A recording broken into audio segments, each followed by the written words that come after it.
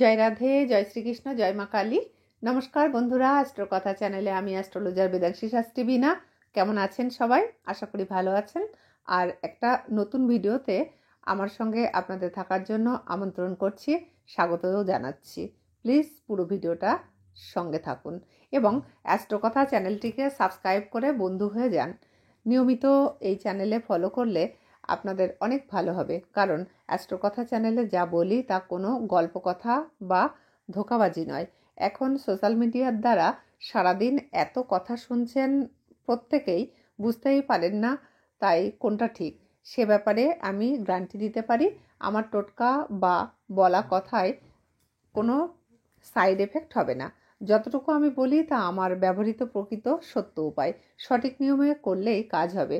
কোনো রকম ভুল করলে হবে না কিন্তু বন্ধুরা, কথাটা মনে রেখেই পুরো ভিডিওটা দেখে নিয়মগুলো বুঝে নেবেন। আর কারো কিছু জানার থাকলে কমেন্টে লিখবেন, আমি সে বিষয়ে ভিডিও বানিয়ে দেব।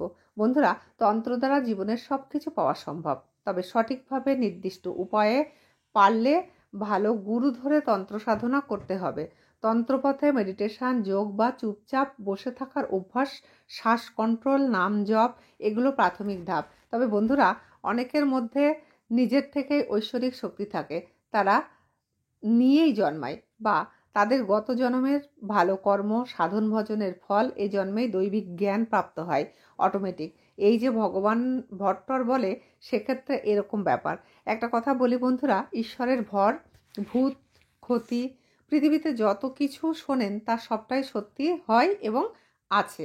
তাবিজ কবচও কিন্তু সত্যি, প্রতিনিয়ত আমাদের কারো না কারো জীবনে ঘটে। তবে যারা ভণ্ডামি করে আমি তাদের কথা বলছি না। আমার ছোটবেলা থেকে দেখা, ঠাকুর পাওয়া, ভর হওয়া কয়েকটা মানুষকে দেখেছি, তারা নির্দিষ্ট দিনে একটা সময়ের পর যতক্ষণ ভক্ত থাকতো ততক্ষণ ভরে থাকতো। সে সারা দিনও হতে পারে। চোখে দেখা পুজোয় বসতে দেরি হলে সাপের অজস্র সবলের পর, অর্থাৎ সাপের কামড় খাওয়ার পরও শুধু রক্তচন্দনে লাগিয়ে ভালো থাকতো। না, পোষা সাপ নয়, ভোলে বাবার দুধ ছিল তারা। পুজোর সময়ই আসতো, কোথা থেকে কেউ জানতো না। আরও অনেকের কথা আমি জানি, আমাদের এলাকাবাসী জানতো সে কথা। সকলেই, সব সত্যি হতো। বর্তমানে অনেক বছর আগে অনেকেই দেহ রেখেছেন, তাই যারা বিশ্বাস করেন না, সবটা গুজব বলে, তাদের দোষ দেব না। বর্তমানে ভণ্ডামিই বেশি চলছে। তবে যেখানে সত্যি পীঠস্থান, সেখানে কিন্তু আজও অনেক সত্যি আছে। আমিও বহু বছর দেবদেবী সাধনা করি, বাড়িতে আমারও মন্দির আছে, তবে আমি প্রচার করি না।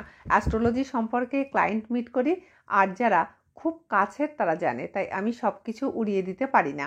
আপনারাও সব কিছু উড়িয়ে দেবেন না, শুধু পরখ করে নেবেন কোনটা ঠিক আর কোনটা ঠিক নয়। বন্ধুরা, তন্ত্রের প্রধান কালী সাধনা, বা যারা সাধনা করেন না, শুধু ভক্ত হিসাবেই বা ক্লায়েন্ট হিসাবে মুক্তি পেতে চান জীবনের সমস্ত সমস্যা থেকে, বা জীবনে সাকসেস পেতে চান, তারা কালী মাকে ধরুন, অর্থাৎ কালী মাতা দেবীকে, যিনি জগৎজননী, তার চরণ দুটি ধরুন, অর্থাৎ তার চরণে পড়ে থাকুন, তার প্রকৃত ভক্ত হয়ে যান। কালী মাতা তন্ত্রমতে সরল এবং সহজভাবে পাওয়া পপুলার শক্তি। আপনি চাইলেই মা কালীর থেকে সব শক্তি পেতে পারেন। মা কিন্তু কখনোই চান না যে তার সন্তান কষ্টে থাকুক, তাই তিনি কিন্তু সেই কষ্টের বদলা নেয়নি যদি শত্রু হয়, আর ভালো পথে থাকলে তাকে মোক্ষ পাইয়েই দেয়। জীবনে যে কোনো ইচ্ছা পূরণের জন্য সকলের সকাল সন্ধে কিংবা রাত্রি শুতে যাওয়ার সময় বাড়ির ঠাকুর ঘরে কিংবা একটু নির্জন স্থানে, যেখানে ঘণ্টাখানিক আপনাকে কেউ ডিস্টার্ব করবে না, সেই রকম জায়গায় বসে প্রতিদিন মা কালীর স্মরণ করুন। শনি, মঙ্গলবার এবং অমাবস্যার দিনগুলো যেন একদমই মিস না হয়। মনটাকে একদম খালি করে মায়ের চরণ স্মরণ করে শান্ত স্থির হয়ে বসে এই মন্ত্র যতক্ষণ খুশি জপ করবেন। এর কোনো হিসাব নেই, তবে 7 বার কম করে অবশ্যই করবেন এই মন্ত্র উচ্চারণ। একটা লাল জবা পারলে হাতে নিয়ে বসবেন, না হলে এমনিই বসবেন একটা লাল আসনে, কারণ লাল রঙের মা তৃপ্ত হন তাড়াতাড়ি। একটা ধূপ ধরিয়ে নেবেন, তারপর এই মন্ত্র উচ্চারণ করবেন। যদি লাল জবা হাতে নিয়ে বসতে পারেন তাহলে সেই জবাটা মন্ত্র উচ্চারণের পরে তাতে কিন্তু ভীষণ পজিটিভ শক্তি আসবে। সেই জবা আপনি কোনো শুভ কাজে নিয়ে যেতে পারেন, বাড়িতে আপনার কর্মস্থানে রাখতে পারেন, আপনার আরাধ্য যেখানে আপনি দেবদেবী পুজো করেন সেখানে রাখতে পারেন, বা আপনার বাড়ির বাস্তুতে যে কোনো জায়গায় রেখে দিতে পারেন। আর যদি শুধু হাত জোর করে বসেন সেটা তো আলাদা কথা। মন্ত্রটি রুদ্রাক্ষের মালায় অবশ্যই জপ করতে পারেন। মন্ত্রটি হলো কালীর সব রকম মন্ত্র একসঙ্গে। মন্ত্রটি বলছি, সর্বমঙ্গল্য মঙ্গল্যে শিবে সর্বার্থ সাধিকে চরণ্যে তম্বকে গৌরী নারায়ণী নমস্তুতে। জয়ন্তী মঙ্গলা কালী ভদ্রাকালী কপালিনী শিবা দুর্গা ক্ষমাধাত্রী সোহা সয়াধা নমস্তুতে। কালী কালী মহাকালী কালীকে পাপহরিণী রূপম দেহি জয়ং দেহি যশ দেহি দিশজয়ী ওং ক্রিং কালিকায় নমঃ। মন দিয়ে বন্ধুরা এই মন্ত্রটি জপ করুন, তারপর দেখুন সব কিছু কেমন ভালোর দিকেই বদলে যাচ্ছে। বন্ধুরা, যদি আমার আজকের পর্বটা আপনাদের ভালো লাগে তাহলে অবশ্যই লাইক করবেন, শেয়ার করবেন, কমেন্টে লিখবেন জয় মা কালী। আর নতুন হলে অবশ্যই অ্যাস্ট্রোকথা চ্যানেলটিকে সাবস্ক্রাইব করে নেবেন। আমার সঙ্গে যোগাযোগ করতে চাইলে স্ক্রিনে দেওয়া নাম্বারে যোগাযোগ করতে পারেন। আমি আমার গৃহমন্দিরেই ক্লায়েন্ট মিট করি। আমি অ্যাস্ট্রোলজার এবং দৈবিক তন্ত্রের সাধনা করি। মা কালী, শিব এবং রাধাকৃষ্ণ আমার সাধনার দেবদেবী। আশা করি বন্ধুরা আজকের ভিডিও আপনাদের ভালো লেগেছে। সপ্তাহে 2 দিন আমি ভিডিও ছাড়ি, সোমবার এবং শুক্রবার সন্ধ্যে 7:30টায়।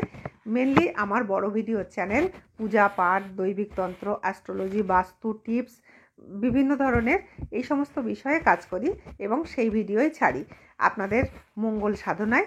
আমার কথা যদি ভালো লাগে বন্ধুরা, আবারও বলছি আমার সঙ্গে থাকবেন। আজ বিদায় নিচ্ছি, খুব তাড়াতাড়ি আবার দেখা হবে। সবাই ততক্ষণে ভালো থাকবেন।